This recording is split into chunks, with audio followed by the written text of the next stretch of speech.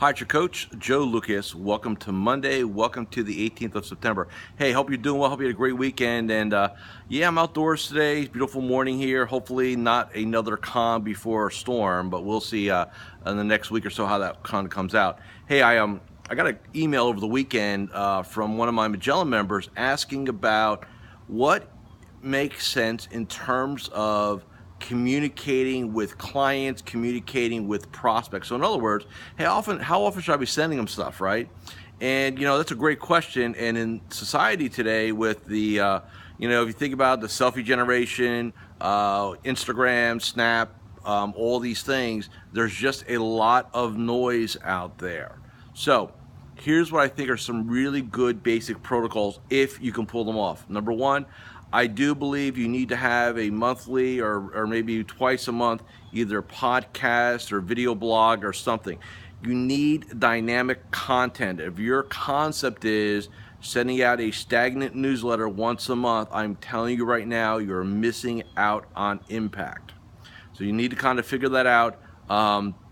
Whether you figure it out for the rest of this year or you're going to put in your plan for next year, you need to figure out, hey, how am I going to create dynamic content in my marketplace? Remember, we are in a personality-driven business, right? Going back to, hey, people hire you before, if they don't like you, they won't hire you. So they got to get to know you.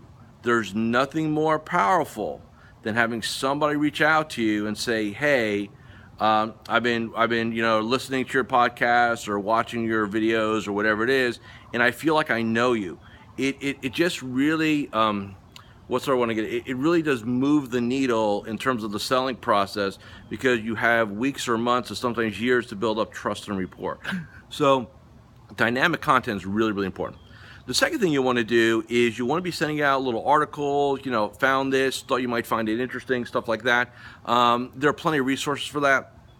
You don't need to go recreate a wheel, not necessary. But I think the bottom line is this. Every week, you want to have something going out to your marketplace. Clients, prospects, centers of influence, all those are very important. Excuse me. The other thing is that there's no such thing, as you see now it's raining in the background, right? Welcome to Florida in the summer. What you want to be doing also is you want to make sure that you're out there on a regular basis so clients get it, and you always want to encourage them to forward it. Prospects, right? You always want to encourage them to read it. Your centers of influence, your network. You really want to use all channels to move things forward. Incredibly important. And in my mind, there's no such thing as over communication anymore. I mean, as a society, we are just inundated with messaging. And I know what some of you are going to sit there and think, well, that's nice, Joe, but I don't want to lose subscribers. Hey, you're going to lose subscribers, but you're going to gain business. Remember, unless you're in the newsletter business, the amount of subscribers is not nearly as important as the amount of people that do business with you. So yes, we want to build a list, and yes, we want to add value, and yes, we don't want people pivoting out. But on the other side, it doesn't mean that you got to sit there and be too passive.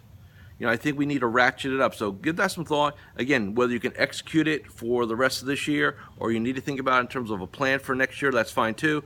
But again, weekly communication ideally, that's what you want to do. Hey, welcome to Monday. Let's have a great week.